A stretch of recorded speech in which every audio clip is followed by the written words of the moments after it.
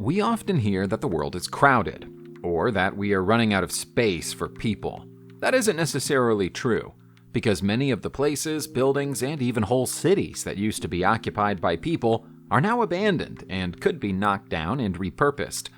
We'd be sad if that happened though, because we'd lose some interesting and beautiful places that have been forgotten through the passing of time. To prove our point, here are some of our favorites. Creepy old graveyards are 10 a penny, but most of them look the same and wouldn't be considered remarkable enough to feature in our video. Amari Pilot Cemetery in Estonia is different. This is, as far as we are aware, the most unique graveyard in the world. That makes us sad that nobody comes here anymore. The graveyard is in the woods close to Amari Air Base and is the final resting place of a number of former Soviet airmen and pilots. Aside from headstones bearing their names, the pilots have been buried with the fins of the planes they used to fly acting as grave markers above the ground. It's almost as if the pilots were buried in their planes, and the tips were left poking out of the soil. This burial practice was common in Estonia during its days of Soviet rule, but ended after the collapse of the Soviet Union in 1991. The woods have become overgrown in the years since then, and finding the graveyard isn't easy, even if you know where to look.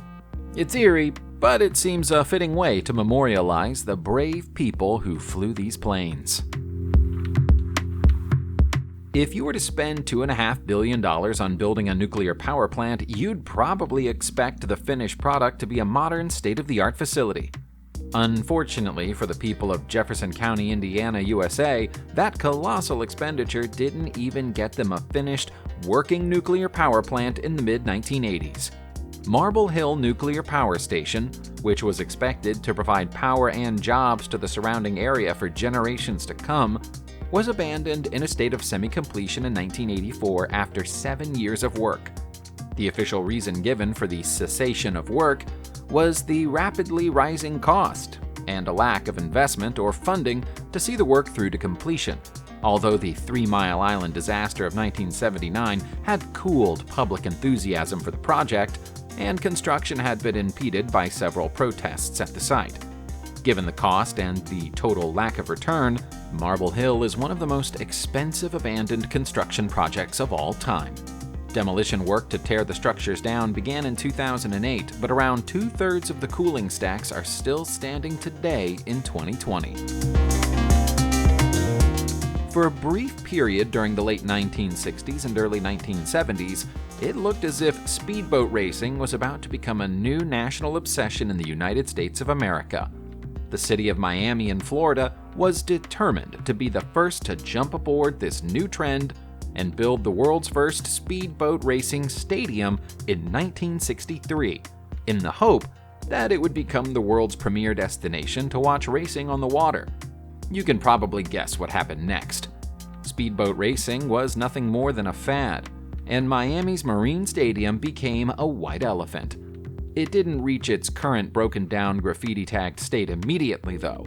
Even after the boats went away, the stadium was used to host boxing events, concerts, and anything else that the stadium's owners believed might fill the 6,000 capacity stands. That allowed them to get almost 3 decades of use out of Marine Stadium, but they didn't spend enough money on maintenance, and so the stands were declared to be unsafe and condemned in 1992. Despite that condemnation, they're still standing unguarded in the open, and so they've become a huge canvas for Miami's graffiti artists. The sight of this field of abandoned tanks in Siberia is so shocking that at first, you assume that they must be toys laid out on a green carpet. But no, these are all real Soviet-era tanks, and every single one of them has been abandoned. They've been standing in this formation for years, and they're not likely to move again anytime soon. In fact, they may never move again at all. It's clear just from looking at them that many of them are in a state of severe disrepair. While the person who took all of these pictures has refused to give out the specific location of the tanks, they say that they're not far from the Siberian border. He also reports that while the tanks are fenced off from the fields around them, there's no sign of any guards or a human military presence. that might mean it's possible to get in and take a closer look, although we don't think we'd recommend it. Amazingly, this Siberian site is just one of many to be found around Russia that contains this volume of Soviet-era military hardware. The reason why the old tanks haven't simply been taken apart and used for scrap is unknown. When you think of Orlando, Florida, theme parks will be among the first thoughts to pop into your head. The theme park that was once known as Splendid China probably won't be among those images, though. In fact, there are even people living in Orlando who've never heard of Splendid China, despite the fact that the site is right on their doorstep. The park was opened by a Chinese consortium in 1993 as a replica of an identical site in Shenzhen, China. The idea behind it was to bring everything China has to offer to visitors on a miniature scale, and all in one place. It had features like a scale model of the Great Wall of China, mini clones of the Terracotta Army, a scaled-down Leshan Buddha, and several more well-known locations. The attention to detail was incredible, but compared to Orlando's other offerings, it was deathly dull. To make matters worse, the team of Chinese dancers and acrobats who worked at the park when it opened quickly escaped and claimed asylum in the USA, leaving Splendid China scrambling for lesser quality replacements. The park never turned a profit and closed permanently in 2003. No architect would want their creation to be given the title of the world's tallest slum, but someone has to have that dubious honor, and it goes to the builders of the Tower of David in Caracas, Venezuela. Unsurprisingly, its current use isn't what the architect had in mind. This was originally supposed to be the Centro Financiero con Finanzas, and was going to be the glamorous headquarters of a bank. Work began with a great sense of optimism in 1990, but the Venezuelan banking crisis of the early 1990s brought that work to a halt almost immediately, and then developer J. David Brillemborg passed away in 1994. That led to the cancellation of the project and left Caracas with a building that was little more than a concrete and glass shell. By 2007, squatters had begun to move in, and by 2014, the Tower of David was home to a population of around 2,500 people who had managed to set up their own electrical grid and aqueduct inside the building. The government didn't allow the situation to persist, so the squatters were evicted, and now the colossal building is empty once more. The Creto de Gilberga, also known as the Creto de Gilberga, is a concrete labyrinth that stands in the space that was once occupied by a whole thriving town in Sicily, Italy. It's one of the world's strangest works of art, and also one of the world's most poignant abandoned spaces. The town that used to stand here was called Gibellina, but it was almost completely flattened overnight on January 15, 1968, when an earthquake hit the area. The buildings were beyond salvation, and so the surviving population of Gibellina took what they could and built a brand new town a few miles away, leaving the ruins of the old town behind them.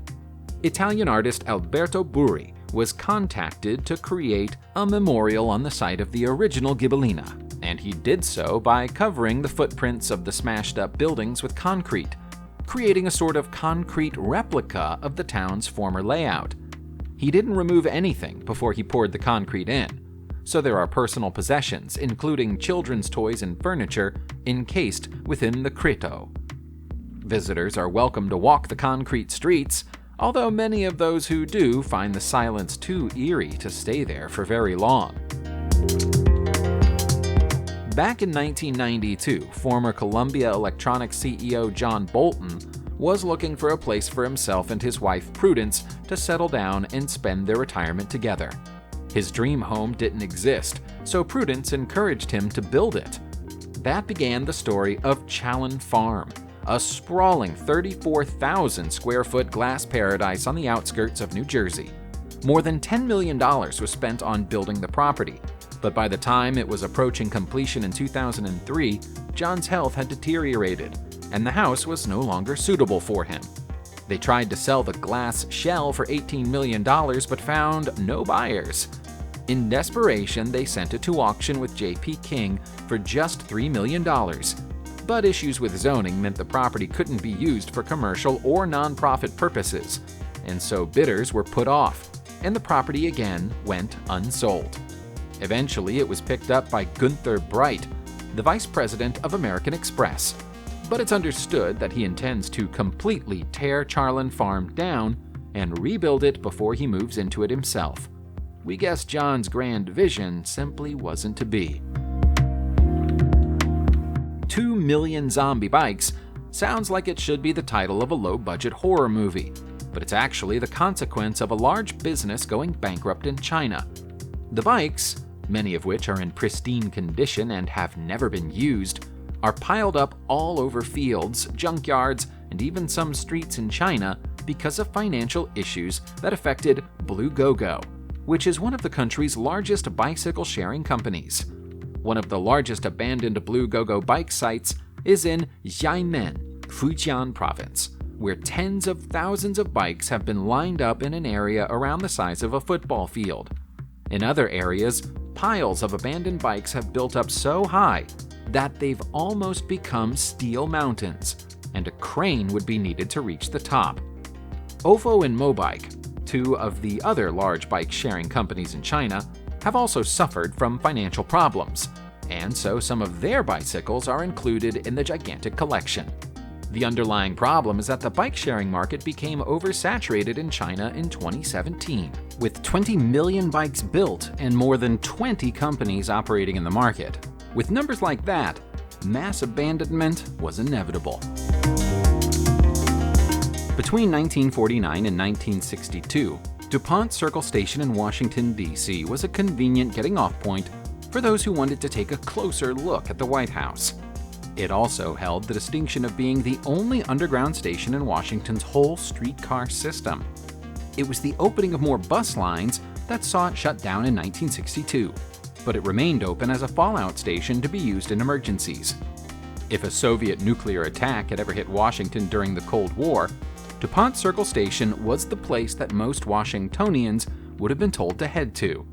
By 1975, it was declared obsolete, even for that theoretical purpose, and ever since then, it's become a huge canvas for graffiti artists. There was a brief interruption to the street art in 1995 when a private developer bought the station and attempted to turn it into a food court under the name Dupont Down Under. But poor lighting in the old tunnels coupled with terrible ventilation made it an unpopular place to visit, eat, or even work, and so the business closed within a few short months of opening. Old Tunnel State Park has been abandoned by humans since 1942. The railroad tunnel was once part of the Fredericksburg and Northern Railway in Texas, USA, but when the railway ceased operations, the tunnel was no longer needed. The Texas Parks and Wildlife Department took responsibility for its care and maintenance, and their attention to detail and dedication to preservation saw the tunnel named a state park in 2012. There's a reason why we said that it was abandoned by humans in 1942, though. While there might not be any trains or human beings moving through the tunnel anymore, there are more than 3 million Mexican free-tailed bats.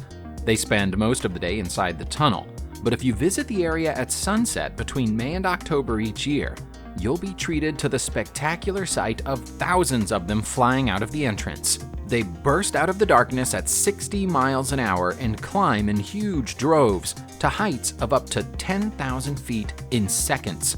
In doing so, they put themselves at risk from red-tailed hawks that also live in the area, which can sometimes be seen diving into crowds of bats and snatching one or two away. It's one thing to look upon a wonderful abandoned location and be impressed by it.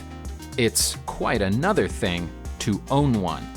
If you've ever wanted a whole abandoned village to call your own, Henry River Mill Village in Hildebrand, North Carolina, could be yours for just $1.4 million. The village was built in 1905 to accommodate prospectors who had come to North Carolina to seek their fortune via gold panning, and at the time, there was plenty of gold to be found. Before long, there were 20 buildings and a mill that was known across the country for producing fine yarn. By the 1950s, though, demand for yarn had begun to dry up, and residents began to move away. By 1973, the mill shut down for good, and all but the hardiest and most determined of residents packed up and left. The last resident clung on until 1987. If you think any of these images seem familiar, it's probably because you'll have seen them dressed up as District 12 in the movie The Hunger Games. Since its appearance on the big screen in 2012, the village has had a very small tourist industry, which is probably why its owner wants to cash in on it now and make money while the sun is shining. Subscribe to the channel and turn on notifications, and you will be the first to know when a new video comes out. Thank you for watching, and see you soon.